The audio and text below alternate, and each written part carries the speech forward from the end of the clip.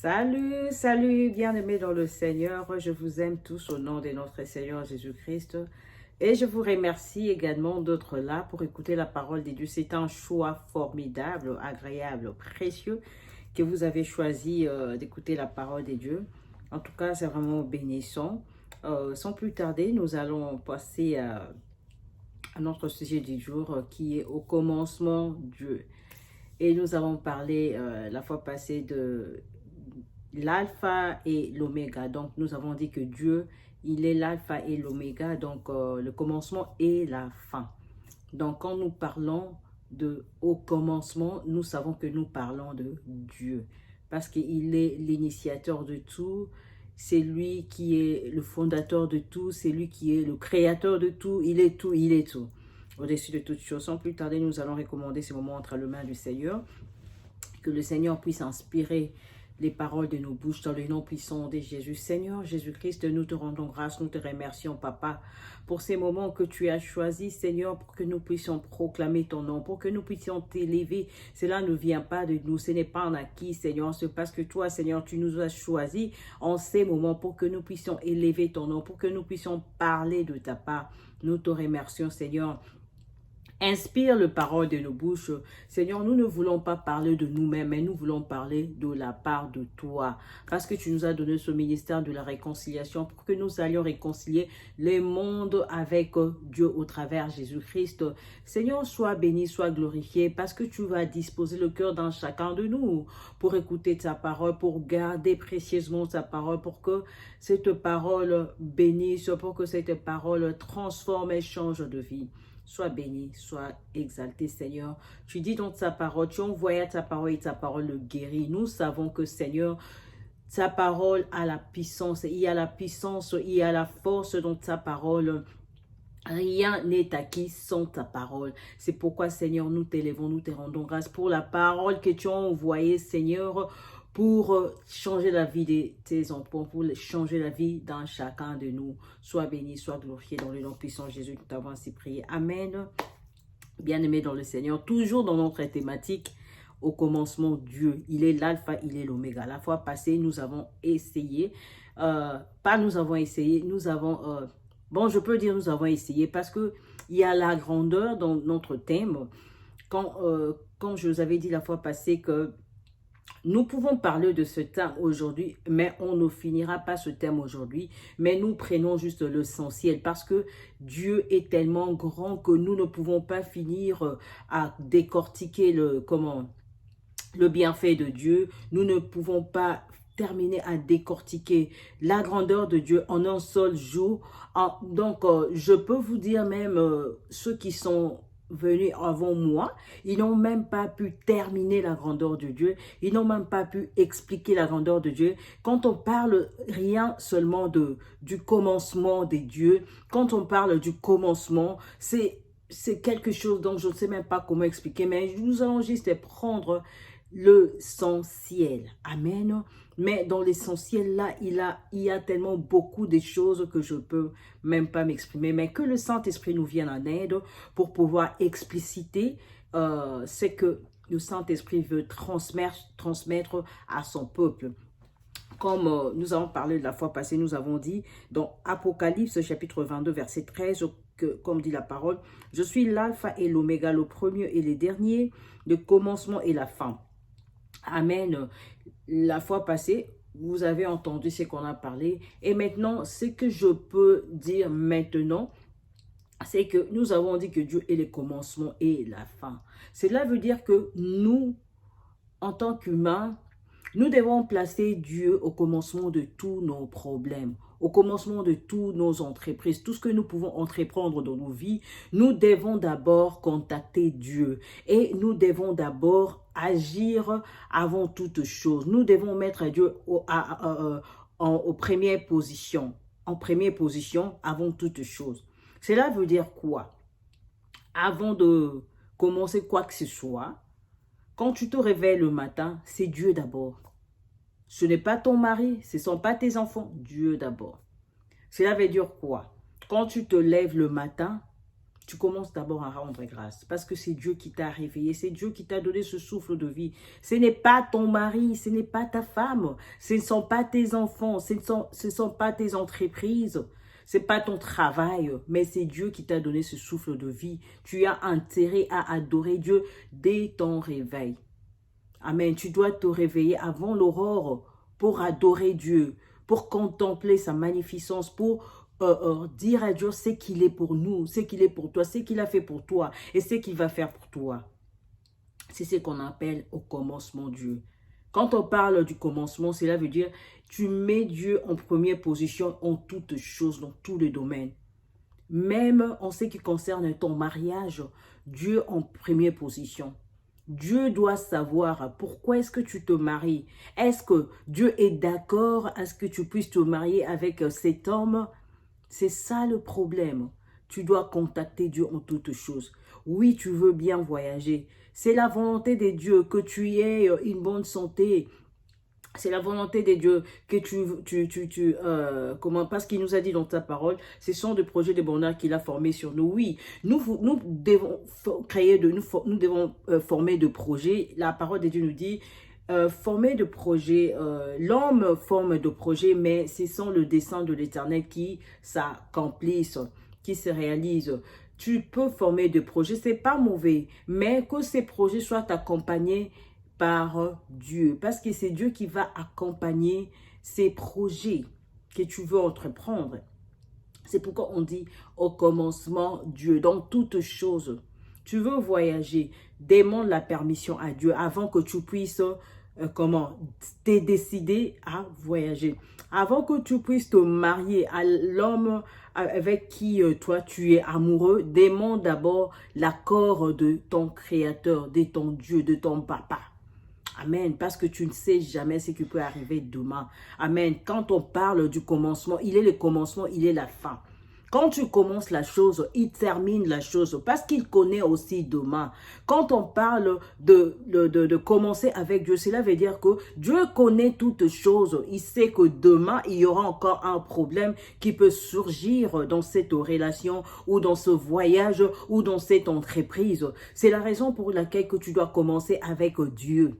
Quand tu commences avec Dieu, c'est lui qui connaît la fin de toutes choses. Il va t'orienter dans tout ce que tu peux entreprendre. Tu ne commences rien sans pour autant contacter Dieu. Amen. Bien-aimé dans le Seigneur, c'est bien d'être amoureux, c'est bien d'aimer. Nous parlons maintenant des gens qui s'engagent sans pour autant contacter Dieu. C'est vraiment, en tout cas, je peux dire que c'est vraiment un horaire grave. Amen. C'est ce que nous devons faire. Nous devons contacter Dieu dans tout ce que nous voulons entreprendre. Amen. Tu ne peux pas prendre une décision sans pour autant t'accorder avec ton Seigneur. La parole de Dieu nous dit, c'est lui, la parole de Dieu nous dit dans Psaume 32, verset 8, « Je t'instruirai et te montrerai la voie que tu dois suivre, je te conseillerai et j'aurai le regard sur toi. » Amen. Pour que Dieu puisse t'instruire, pour que Dieu puisse te montrer la voie que tu dois suivre, tu dois toi-même t'aligner premièrement avec Dieu. Amen. Prendre Dieu comme ta priorité en toutes choses. En toutes choses et pour tout. C'est pourquoi rien ne réussit dans nos vies, parce que nous ne contactons pas Dieu, nous faisons des choses à notre façon, à notre manière, nous prenons des décisions comme nous voulons, c'est pourquoi nous avons toujours de problèmes dans nos vies. Nous avons beaucoup de problèmes parce que nous ne commençons pas avec Dieu. Quand tu commences quelque chose toi-même, comment est-ce que tu veux que Dieu intervienne? Pour que Dieu intervienne dans tes problèmes, il doit d'abord casser. La réparation de Dieu, c'est comment? Dieu n'achève pas ce qui n'a pas commencé. Dieu est le commencement, il est la fin. Cela veut dire aussi que Dieu n'achève pas là où il n'a pas commencé. Quand tu as commencé ton projet sans Dieu et tu veux que Dieu intervienne, attends-toi que Dieu va recommencer à zéro avec toi. Parce qu'il veut être le commencement et la fin. Il ne sait pas quand est-ce que tu as commencé la chose et subitement tu viens et Dieu, je veux que tu interviennes dans cette affaire. Et il ne va pas intervenir, ce n'est pas son problème. Si tu veux que Dieu intervienne dans ton problème, tu dois accepter que Dieu recommence tout à zéro avec toi. Amen. Tu dois accepter. Amen. Attends-toi que Dieu va recommencer tout à zéro avec toi. Il va casser tout ce que tu as commencé. Il va casser. Il va démolir tout ce que tu as déjà commencé. Et puis, il va commencer avec toi. Et puis, sache-le très bien que quand Dieu commence avec toi et il termine avec toi, il n'achève jamais quelque chose qui n'a pas commencé. Dieu achève quelque chose qu'il a commencé. Quand Dieu n'a pas commencé quelque chose, il n'achève pas.